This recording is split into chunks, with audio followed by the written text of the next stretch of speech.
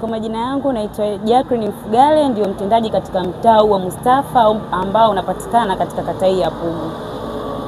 Afisa mtendaji, umejisikiaje tu mara baada ya mkuu wa wilaya wa Ilala kufika eneo hili ambalo unaliongoza?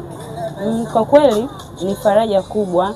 Mara nyingi tumezoea tukiwaona katika ngazi ya kata na wala sio katika ngazi ya mtaa. Kwa hiyo kwa uwepo wake leo mahali hapa, kwa kweli tumefarijika na tumejifunza mengi na tumepata mengi kutoka kwake. Naam, kuna mengi yameongeleka, lakini kikubwa zaidi ambacho kimewafurahisha wananchi wa hapa ni swala la ujenzi wa shule, na ameahidi kwamba mwakani huenda katika eneo hili kwa Mustafa darasa la kwanza wataanza kusoma rasmi katika shule yao kwa Mustafa. Ni kweli ni swala ambalo hata sisi kama viongozi tumekuwa tukitamani iwe hivyo, na pia hata mmeona wenyewe kwa namna ambavyo walizungumzia tu, namna ambavyo wakazi wetu pia wamelipokea.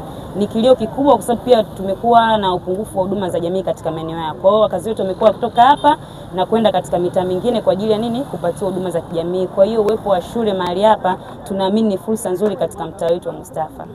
Na mmekuwa mfano wa kuiga katika swala la ulinzi hapa katika serikali ya mtaa kwa Mustafa na vitongoji vyake kwa ujumla. Imekuwa mkilinda ni kiasi cha kwamba mpaka baadhi ya mitaa mingine ilikuwa jirani inapata ulinzi wenu kama Kinyamwezi na Kigogo. Na hatimaye mkuu wa wilaya amevutiwa na kazi mnaoifanya mpaka naye kaahidi kutoa jola moja. Wewe kama unalizungumzia swala hili?